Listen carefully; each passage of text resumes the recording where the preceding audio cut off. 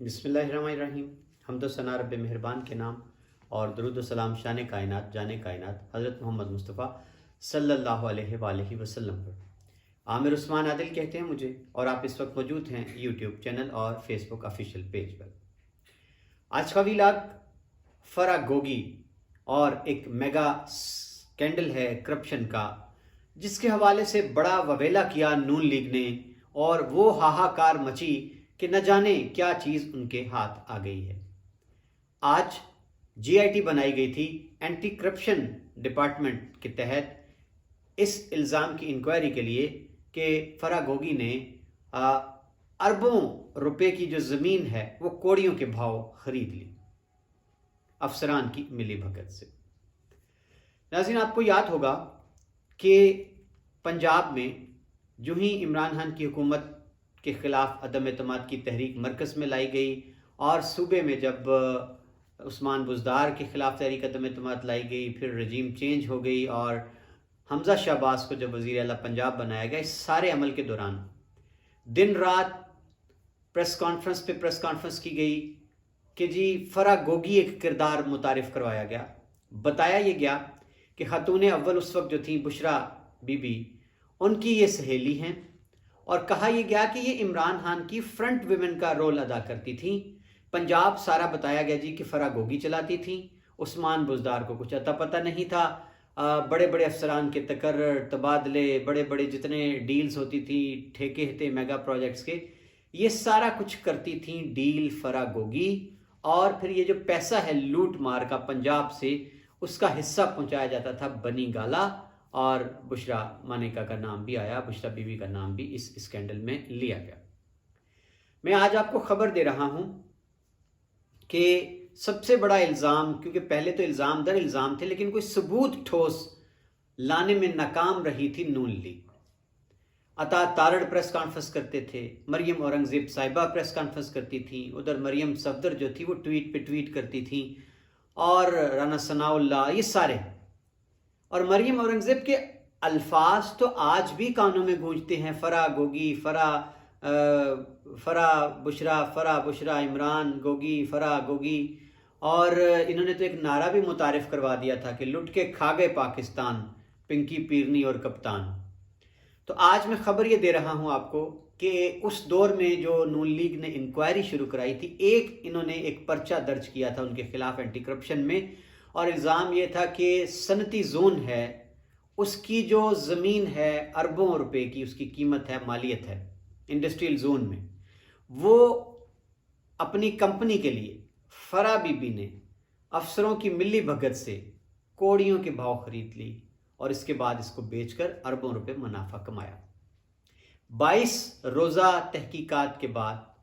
جو جی I T تشکیل دی گئی تھی 3 رکنی اینٹی کرپشن کے تحت، اس نے اپنی انکوائری رپورٹ مکمل کر کے اپنے لیگل ڈپارٹمنٹ میں جمع کرا دی ہے، اور اس میں یہ بتایا گیا ہے کہ فرا گوگی پر لگایا جانے والا الزام سراسر بے بنیاد ہے،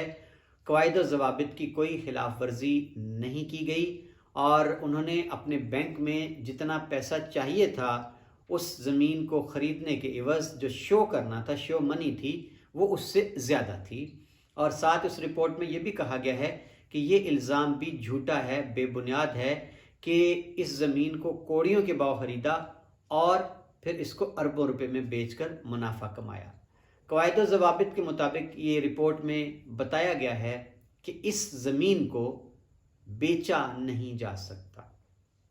تو یہ ابتدائی ایک رپورٹ ہے جو میں آپ تک پہنچا رہا ہوں کہ آج آ کے ایک ہی پرچہ درج کروا سکی تھی نون لیگ فرا گوگی کے خلاف، اور پھر اس پرچے کی تحقیقات کی گئی، اینٹی کرپشن ٹیم نے کی، اور اب یہ بتایا گیا ہے آج کی رپورٹ میں کہ اینٹی کرپشن نے فرا گوگی کو بالکل اس مقدمے میں بے گناہ قرار دے دیا ہے، ان الزامات سے بری قرار دے دیا گیا۔ اب یہاں دلچسپ بات یہ ہے ناظرین کہ فرا گوگی، فرا بی بی، جو بھی ان کا نام ہے، نام بگاڑا جاتا ہے، اور اس پر انہوں نے کوئی شوکاز نوٹس بھیجنے کا بھی فیصلہ کیا تھا عطا تارڑ کو۔ اب اس پر جس ٹی وی چینل نے یہ رپورٹ آج خبر بریک کی ہے، اس نے لائیو لیا، عظمہ بخاری ہیں نون لیگ کی بڑی ہی دبنگ لیڈر ہیں، اور ہر وقت وہ بولتی ہیں، بلا تکان بولتی ہیں، اور بولتے ہوئے تمیز شائستگی کے دائروں سے باہر نکل جاتی ہیں۔ آج بھی جب ان سے پوچھا گیا کہ اس پر آپ کیا کہیں گی تو ان کا کہنا تھا جی کہ یہ پرویز الہی جو ہے یہ عمران خان کی چاکری کر رہا ہے، نوکری کر رہا ہے، اور اس نے جو انکوائری تھی اینٹی کرپشن کی اس پر یہ اثر انداز ہوا ہے، اس نے ڈی جی اینٹی کرپشن کو بھی تبدیل کر دیا تاکہ عمران خان کو کلین چٹ دے، بشرا مانیکا کو کلین چٹ دے اور فرح گوگی کو کلین چٹ دے سکے۔ یہ کہنا تھا اسما بخاری کا۔ اور یہاں انہوں نے سوال کیا ٹی وی والوں نے کہ ان کے خامند جو احسن گجر ہیں، وہ آپ کو یاد ہوگا کہ یہ کھرا تو جا کے نون لیگ کے اپنے گھر نکل آیا تھا کہ فرح گوگی جو تھیں وہ بہو نکلی چودھری اقبال ہیں گجرانوالہ سے، جو مسلم لیگ نون کے سابقہ دور حکومت میں وزیر رہتے آئے ہیں، اب بھی ان کو وزارت دی گئی تھی، تو یہ ان کی بہو نکلی فرح گوگی۔ اور بڑی دلچسپ بات تھی، سوال کیا اینکر نے کہ جی وہ ان کے خامند نے بھی پھر ہاتھ رنگے اس بہتی گنگا میں اگر آپ کے نزدیک کرپشن کی تھی؟ تو ان کا کہنا تھا جی بالکل ہاتھ رنگے ہوں گے۔ اب سوال یہ کہ آپ نے اپنی جماعت میں کوئی تدبیری کارروائی کی؟ آپ نے چودھری اقبال سے جواب کیا، باز پرس کی کہ جناب آپ کا بیٹا اور آپ کی بہو میگا کرپشن جو ہے، میگا سکینڈل کرپشن کا، اس میں ملوث پائے گئے۔ بہرحال تمام تر دعووں کے باوجود جی نون لیگ فرح گوگی کو کٹہرے میں نہیں لا سکی اور نہ ہی ان کے خامند کو لا سکی ہے۔ بڑی بڑکے ماری گئی تھیں کہ جی کہ رانا ثناء اللہ صاحب جو ہیں وہ جا کے اٹھا لائیں گے، نکال لائیں گے جہاں بھی ہوگی فرح بی بی۔ تو ناظرین یہاں ایک اور سوال یہ پیدا ہوتا ہے کہ انہوں نے تاثر یہ دینے کی کوشش کی کہ فرح بی بی عملاً پورا پنجاب چلا رہی تھیں، پنجاب میں انہوں نے اتنی دہاڑیاں لگائیں، لوٹ مار اتنی کی کہ اربوں خربوں کے پشتے لگا دیے، ڈھیر لگا دیے، اور اس کا جی جو باقاعدہ حصہ تھا وہ جاتا تھا بشرا بی بی کے پاس بنی گالا میں، اور عمران خان کو بھی بتایا گیا اس حوالے سے، کرپشن کے حوالے سے۔ اب میرا بنیادی سوال یہ ہے کہ اگر کوئی کرپشن ہوتی اس لیول کی، اگر یہ سارا کچھ جو بتایا جاتا ہے اس کے کچھ ٹھوس شواہد ملتے، ثبوت ہوتے، تو فرح بی بی اب تک گرفتار ہو چکی ہوتی۔ جب آپ نے ہر چیز کو اٹھا کے اندر کر دیا، نہ کوئی صحافی بچا، نہ کوئی لیڈر بچا،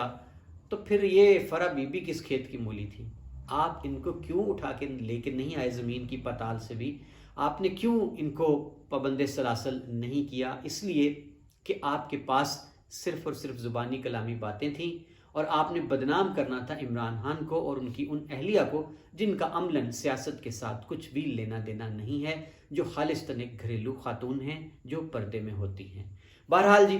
آج ابھی یہ رپورٹ آ چکی ہے، اب تک جو اینٹی کرپشن ہے اس نے فرح گوگی کو کلین چٹ دے دی ہے، اور جو ان پہ الزام تھا، واحد جو ایک مقدمہ درج ہوا تھا اینٹی کرپشن میں، ان کے خلاف کیس تھا کہ انہوں نے انڈسٹریل زون کی اربوں روپے کی اراضی جو تھی اس کو ہتھیایا ہے افسران کی ملی بھگت سے کم قیمت پر، اس الزام کو بے بنیاد قرار دے دیا گیا ہے۔ اب دیکھنا یہ ہے کہ آنے والے وقت میں کیا مزید پروپیگنڈا کیا جاتا ہے، اور مرکز کی حکومت اس ضمن میں کیا کردار ادا کرتی ہے۔ وہ اتنے طاقتور ہیں کہ کہیں سے بھی کسی کو اٹھا سکتے ہیں، تو کیا فرح گوگی کو ریڈ پول کی مدد سے نہیں لایا جا سکتا؟ یہ سوال ہے۔ بہت شکریہ، اپنا خیال رکھیے گا۔